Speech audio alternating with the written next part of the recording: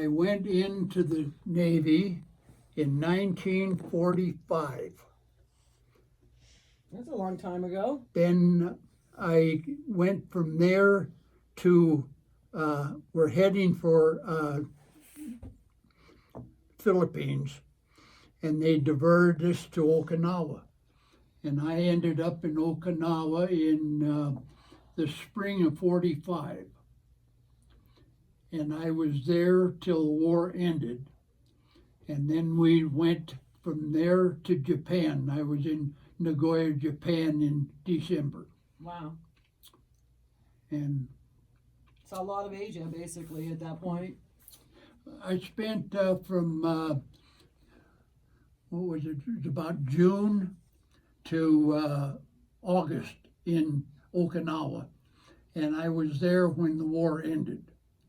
What was that like when all of a sudden we celebrated that big day? Well, it was funny because you could not go, they were still fighting when we first got to Okinawa.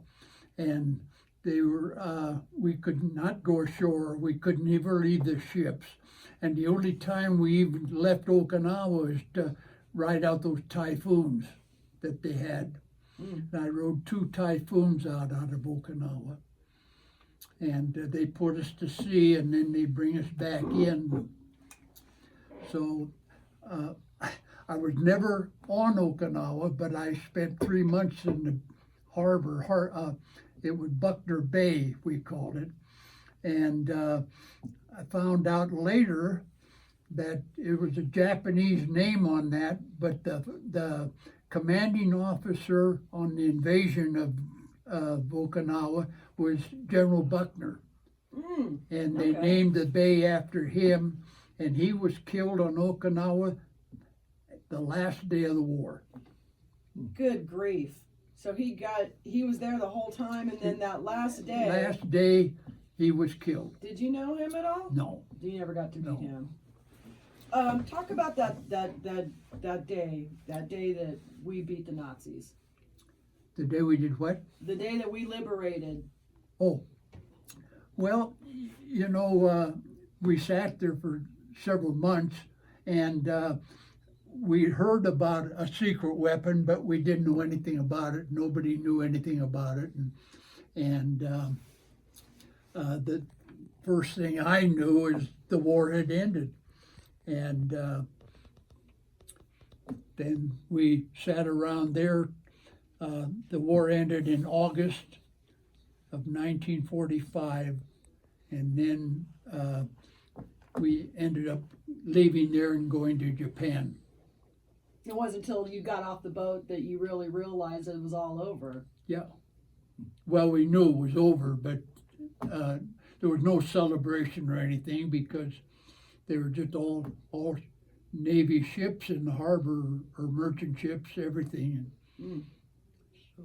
What was it like to start in 1945 with the friends that you had, your comrades, your fellow soldiers, and get out there at such a young age as you were, and see, you know, the horrors of war right up front like that? You lost friends? No. You didn't, so no one you knew ever died in any combat?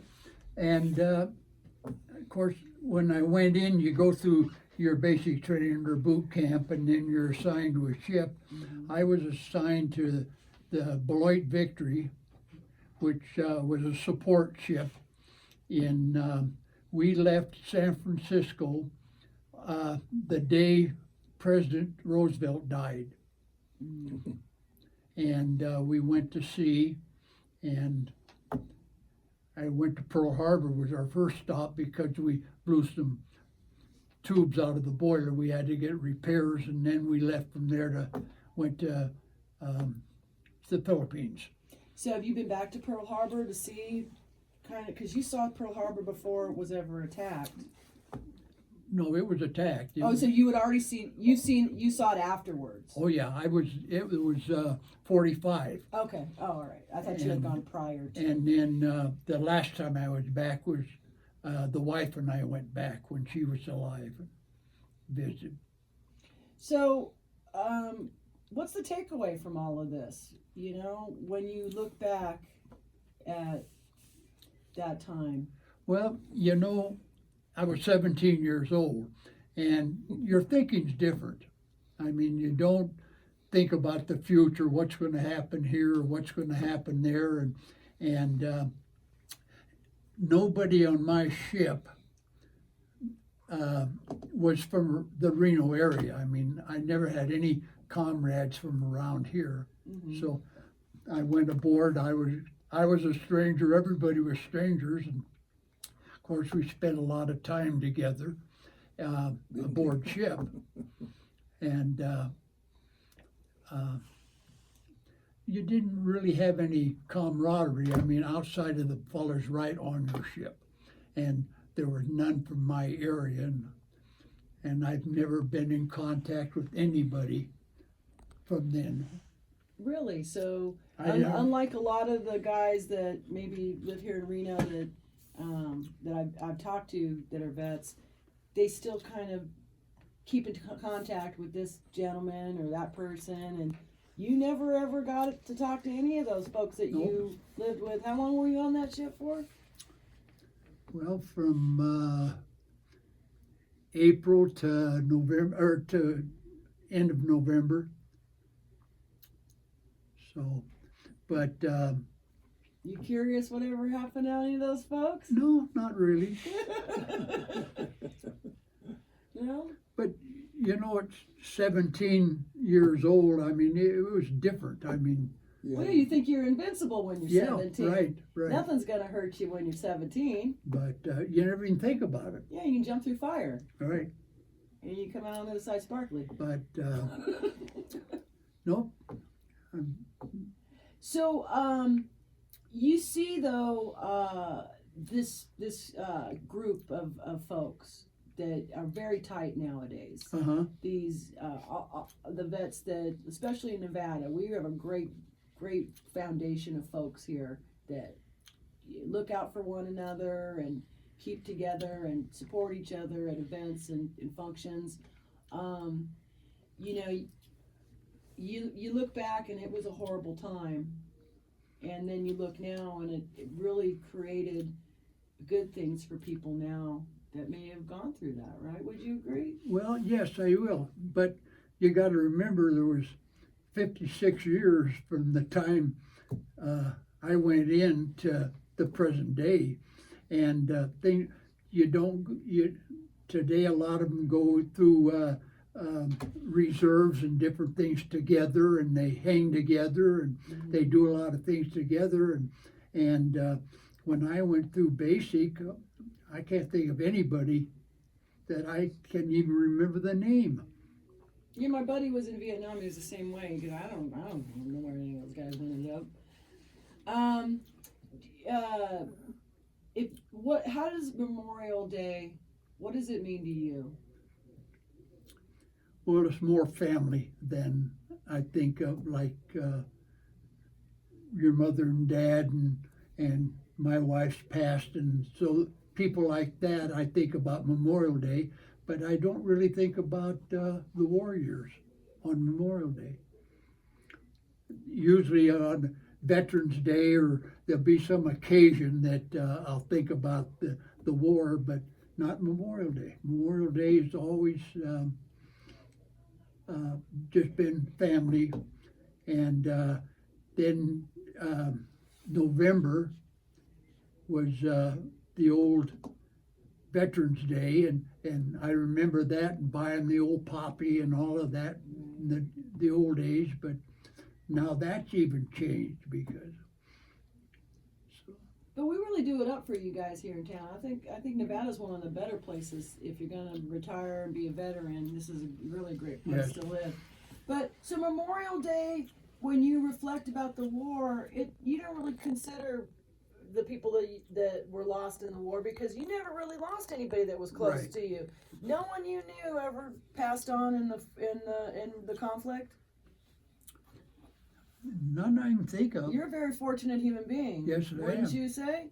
I am. But the thing that keeps me reminded is the honor flight boys that put the honor flights together and take you on trips like that, it's great. And it's one of the things I'll always remember is my honor flight trip to Washington, D.C. when we went back to the 75th anniversary of the memorial. So that's, if you're gonna think memorial, that's probably one of your strongest memories. Absolutely. Is that memorial Absolutely. visit that day on that 75th I anniversary? was Can you- lucky enough to present a wreath at that memorial on the 75th. And then Rebecca Kitchen, who's on TV now, she interviewed me over at the United States part of the wall. That's great. And Yeah, she's our sister station, so she's a great. She great was kid. great. She's a good kid. So that was a big impact on you on that visit. Yes. Oh, it was great. I wouldn't have missed it for the world. Tell me what from that personal view of being overseas and being in the theater like that, what was it like to go back and see these memorials? Well, of course, I haven't been back to Japan since the war, and haven't been to the Philippines. I haven't been to any of those places that I had gone originally. And the closest thing I've come to it is when I'd go on the honor flight and they'd tell stories back and forth. Mm-hmm. But I don't know what else to tell you. So when you showed up for the first time off that flight and you're there at these memorials in your honor, did it really hit home about that time that you spent on that ship in the middle of the water out in Well, Oklahoma? it didn't really strike home on the ship I was on, but the whole thing of World War II and all that was going on, and that memorial is something everybody should go back and see.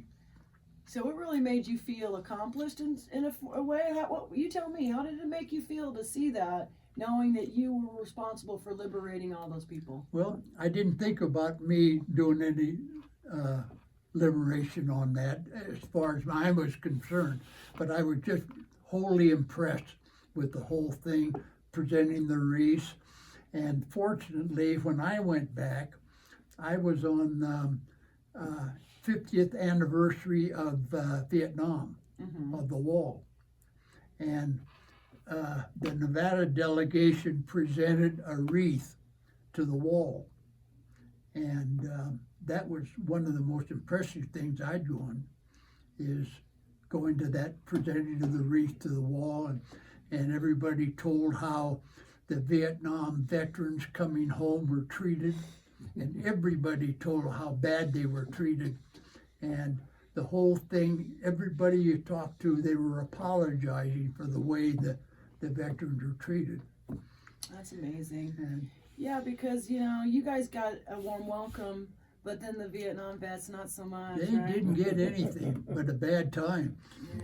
Yeah, and we revere them now. We love them just as much as we love everybody else from all the wars. Well, I had a good friend who went through Vietnam, and when he got out at the airport, he went in, took his uniform off, put it in his suitcase because of the way they were treated. It's a different situation nowadays. We talk. Can you real quick give me one last comment about how times have changed when it comes to our veterans? Well, I think now the present day veterans are treated pretty good. I think the worst treatment they got was the Vietnam veterans, and it was a very unhappy war. Nobody was really backing it or in favor of it. And but my generation of veterans, everybody, they just treat us royally. We come back to San Francisco, and geez, they had the tugboats blowing water and hogs. I mean, it was just great, bringing you home. And then the poor veterans from Vietnam, they came home, they had to take their uniforms off. So what was that like pulling into the San Francisco Bay and seeing that? What'd you see? Fabulous. Describe it to me. yeah, it's hard to describe. You pulled the boat in, and here you are. Tell me what happened. We came back to San Francisco after the war, and I left San Francisco to go into the war. So I went under that Golden Gate both ways, and you look up at that Golden Gate when you're going out towards the Farallon Islands, you think, oh my God, what am I doing? It makes you really think. And then you're coming back, and what'd you think? Coming back, you're so glad to see that Golden Gate because you know you're home, and that was it, and you're not going back. That's amazing. So, thank you so much, Ken. I appreciate that. All right, so let me finalize this audio real quick, and I'm going to keep you